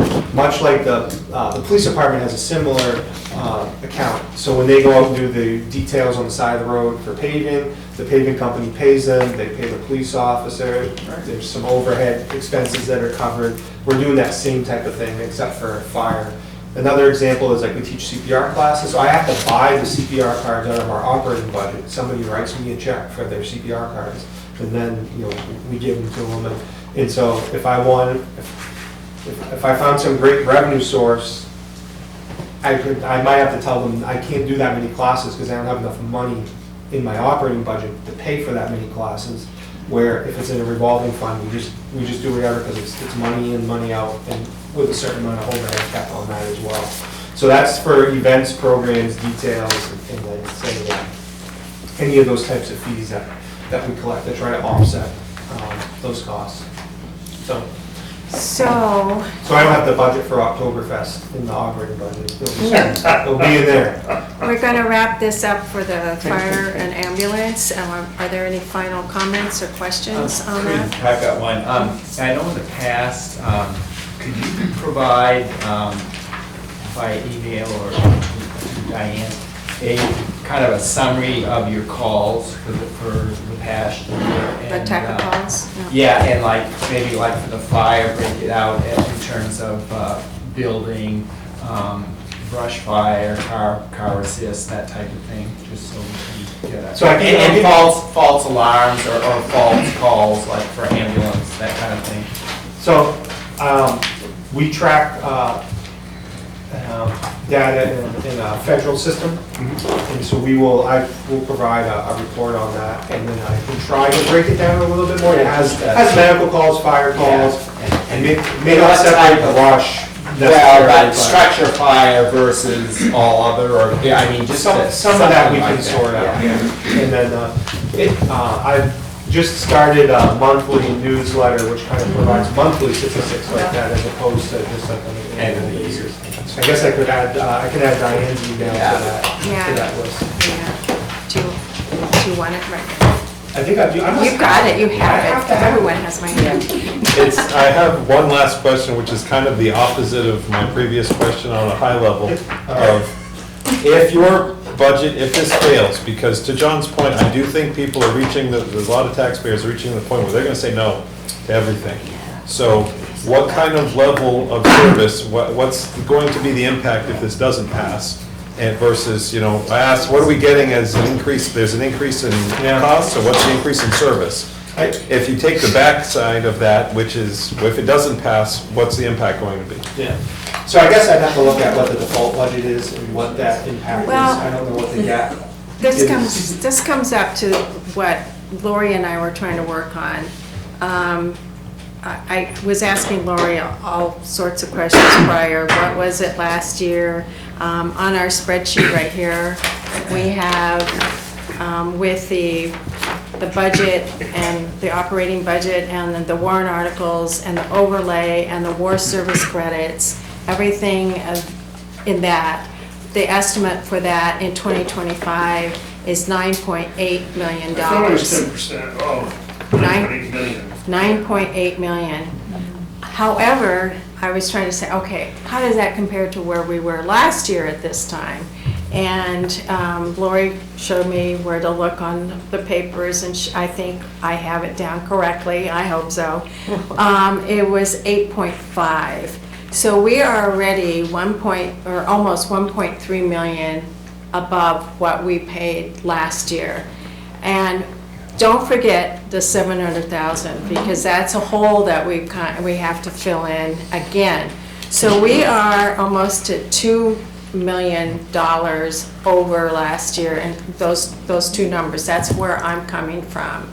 So with the projected here. Can I make one comment on Yeah, that? sure. So when you're comparing those two numbers, you have to remember that in 2024, that 8 million, we had a pilot. So when you look at the same number in 2025, we don't have a pilot. So But I'm when just. you have 9.8 million, that includes, we don't have that pilot revenue to reduce it. That's how come we had 8 million last year. So that pilot revenue is what, I don't think you can compare them because of the pilot in one year and not in the other. But I'm just saying, we So we're still not- have to make up the almost $2 million. But we're not really up $2 million because it's up in your values, your property values. Right, I was just gonna get to say that. Right, up here, the assessed cost per thousand is 1.39 right up here. So that would be $1 on the tax rate, right? Right up there. That would be $1 on the tax And rate. When you, be careful when you compare year to year, because it's not apples to apples because of the pilot. You had a pilot one year and not in the other, so you can't compare like you're doing. I'm now. trying to establish, I know. you know, where we are at this point. Keep the oldest. You know, yeah, where we are at this point, so we know how much we have to pay, what the difference is, because I don't want, and when October comes next year, I don't want to scoot into our chairs and find out we have to make up $2 million. So that's what I'm trying to figure out now. Does not the DRA set our tax rate? Yes. Which they did. The DRA sets our tax rate. Yeah, Which yeah. is 2586. And for us to bring it down below that, the select board chose to use part of our reserves. But still, we use part of our reserves, but we still have 8% because the DRA requires us to have 5%. We have 8%. And Troy, to Troy's credit, he wants to keep it to 8 to 12%, and I like that idea. But we've got to deal with the tax rate that came from the DRA that we're supposed to charge. You know, if we didn't use the 700,000, then our tax rate would have been 2586. I'm fine So with that's it. what I'm, you know. Yeah, I'm fine with that. I'm just saying that the 700,000 We already understand that. has put us behind. Yeah, So, but- and how much are we expecting in new monies to be raised and appropriated by local taxes to cover the new I disagree spending? that the 700,000 has put us behind. Well, does, If you don't use it every year. well, you're not gonna try to use Right. it, Right. but, The goal is to not, Right. to Not use keep in it. our reserves 8 to 12%, right. and use it when we absolutely have to. Right. And then there was, Oh, he's yeah. gonna, Troy is gonna try to make a policy on Right. how we use this. So I'm just trying to gather where we are at this point with how much money we have to raise and appropriate next October. So so you don't have to come and say, oh, we have to take $1.2 million out of our But next reserve account. October is kind of a little premature because we don't know what the dam, how that's all How the gonna. hydro's gonna work. Right, so How I that's mean, all we're gonna getting ship ahead out. of it. But I don't wanna be, I wanna start thinking about Right, it. but we gotta Yeah, work but on but the thing is, evaluating. it's on our radar, we understand that, and that is our goal, to work with what we don't have to use. You know, I mean, we had a number in mind that we didn't want to go above, but we did not want the tax rate to be above $25. So that's why we used the 700,000 as opposed to 600,000. No, But that 700,000 was unexpended funds. Correct. So we're not behind where the DRA said you have to charge this much for taxes. Right. So we charged that much for taxes, we collected that much for taxes. Turns out we didn't need as much as the DRA said that we needed to. So we should give that money back to the taxpayers that paid more than they needed to run the town. I'm hoping that's what is going to happen. I just want to know exactly where we are, so we're not surprised next October. Right. And we're still, what, almost 8% under budget? As of right now. Yeah. We're still, So last we're year- still, the budget's looking good. So I know what you're saying, and, you know, Lori and I will, as we get through this and get things finalized, you just wanna, we know what 2024 was, right? We know exactly what the, we lost the pilot revenue, but we know the net amount that we had to raise for taxation.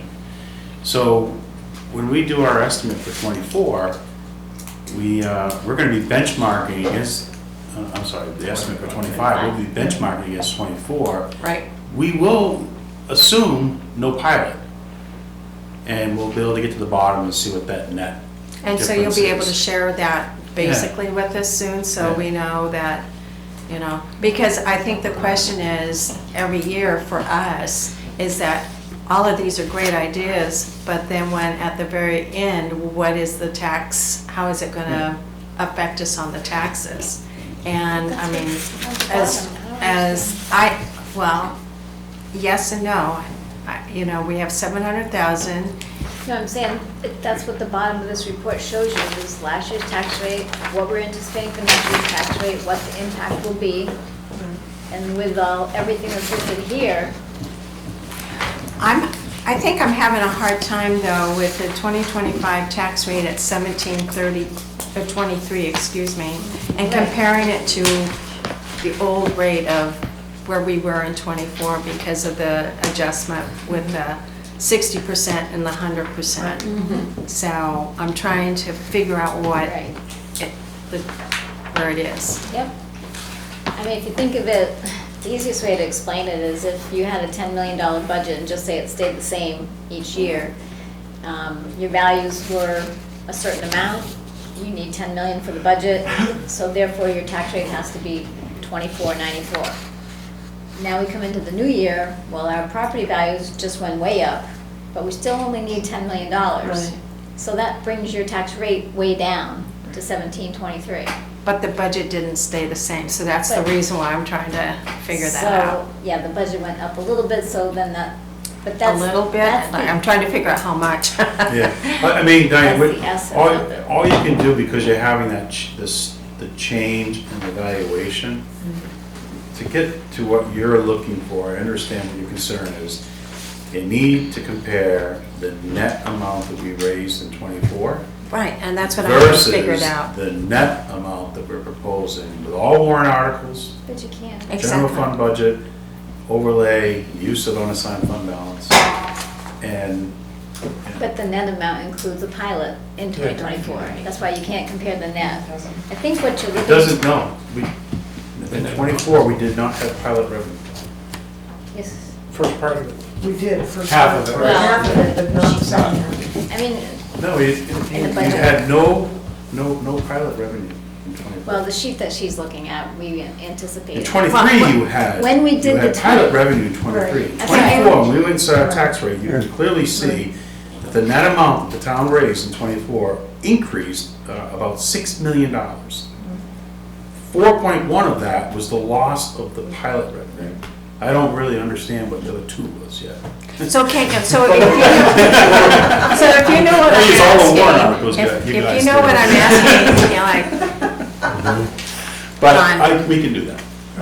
Okay, since My question we're is- talking about, I won't forget. Okay. since we're talking about the pilot now, is there, any activity update you can give us on what the town is doing to get on top of that? We're working on it. Can you say more than that, Linda, or not? No. No. Non-public Okay. session. Troy, Okay, can you? No, the board hasn't come to any final determination on how we're going to pursue discussions with the dam. But I think we're going to have that discussion. I've talked one-on-one with selectmen, and I think we've got a plan that will so you saw get us to Waterford, where we want to go. I saw Waterford has Waterford. court discussions now about it. Yeah. Right. so, I mean, and the article in the paper about Waterford, because Waterford is the other part of Other side of the river, Right. yeah. that Great River Great River Hydro is saying that though, they're challenging Mr. Sansucci's appraisal for Waterford, saying that it's actually 25% lower, it should be 25% lower. So then I was like, okay, so if Mr. Sansucci did ours and we had to do 25% lower, what would that bring us? Well, that amount actually comes in lower than what they were saying the value was in the pilot agreement. It comes in like 163 million. In the pilot agreement, we had $187 million value. And I'm thinking, so why, how could they challenge it when they already said agreed in the pilot agreement earlier that it had a value of $187 million? Didn't they say they were in a tough market? Wasn't that their rationale? Are your electricity prices lower today than they were when the pilot agreement was done? I don't think so. No? That's funny.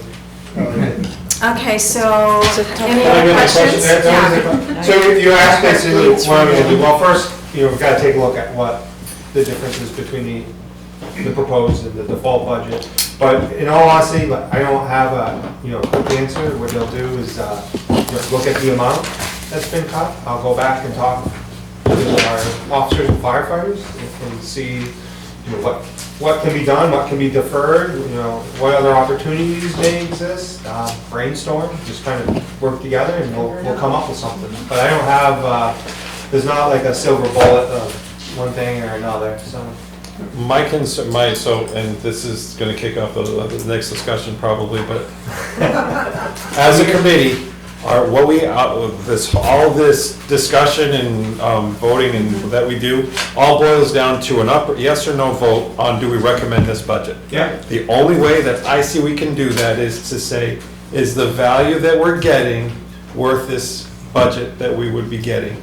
And so we need to get down to what's the change in value that we're going to get on X versus, default budget? And what's the level of value we're going to get on the new budget? And then from there, we have to make our decision is, do we think that this different level of service is appropriate for that different level in price? That's it. Yeah, I don't know that there's a different level of service. I mean, what you saw is some costs that are beyond my control, which is labor costs, contractual increases to labor. I think they get a 3 or 3.5% increase in salary for the firefighters per the CBA.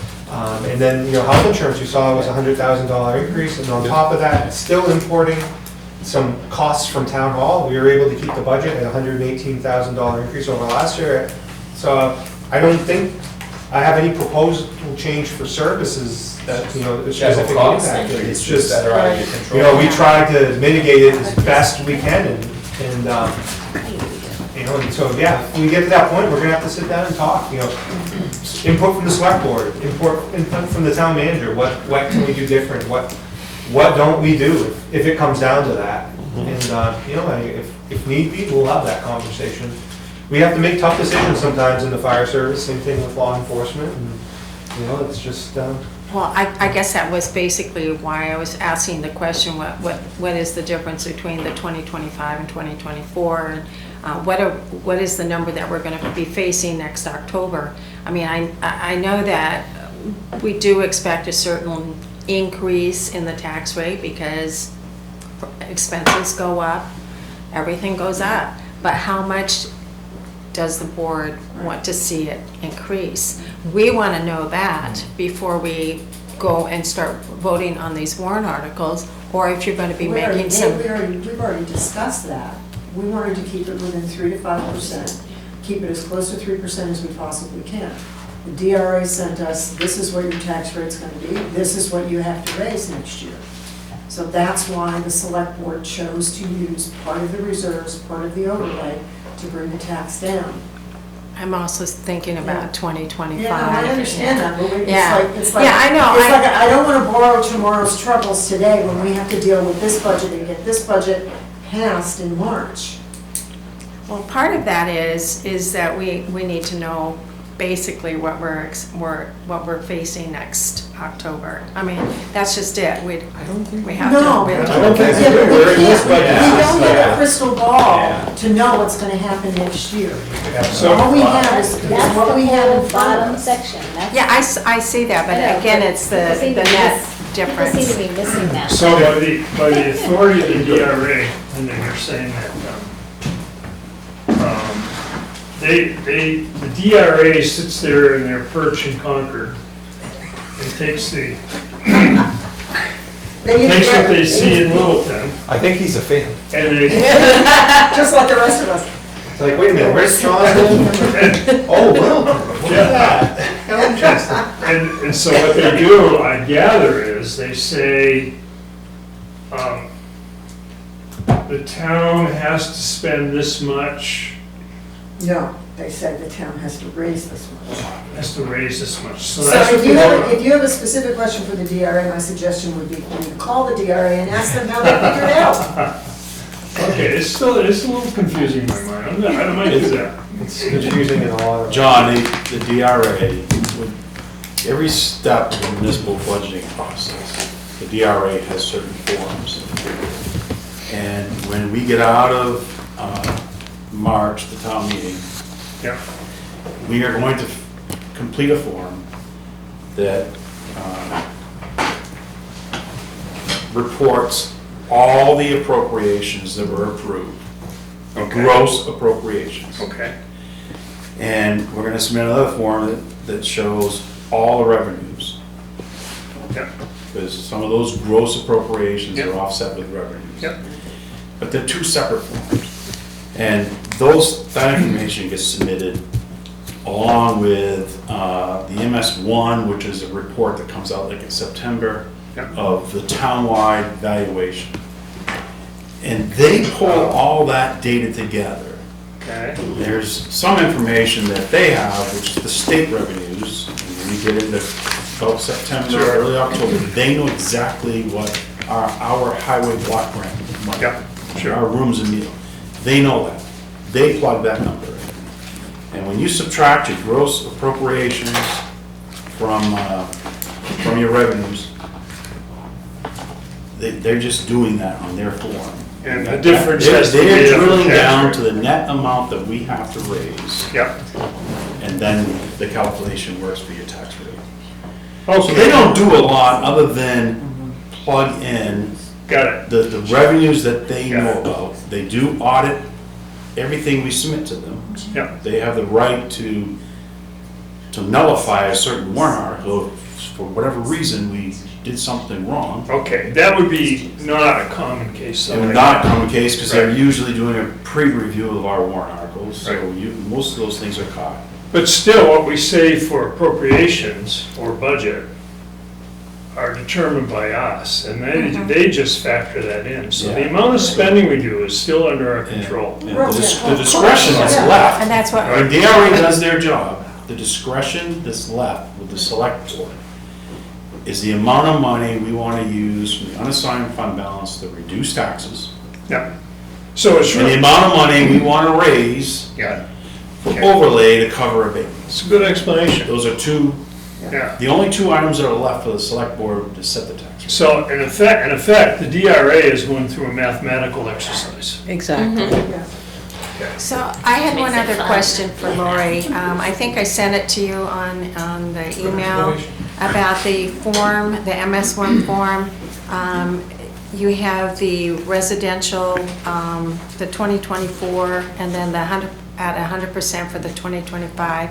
There was a change there, but for the manufactured housing and the commercial and industrial, they remained the same number plugged in there. Why is that? So in reviewing those numbers with the assessor, we were trying to be conservative. Once again, we don't want to overinflate our property values.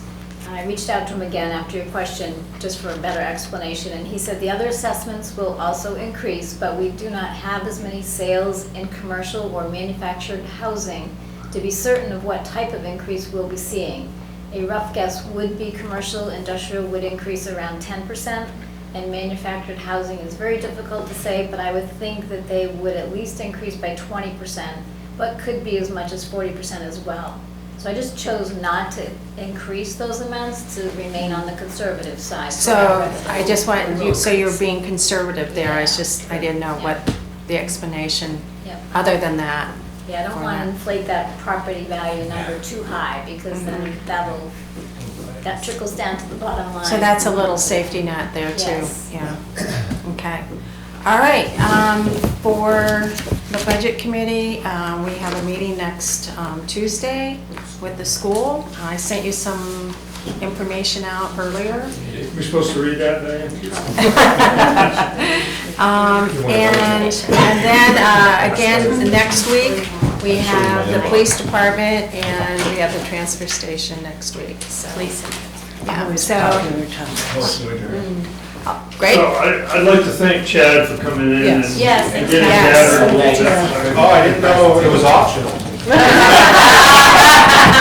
It's like there's some other things I was like, No, thanks.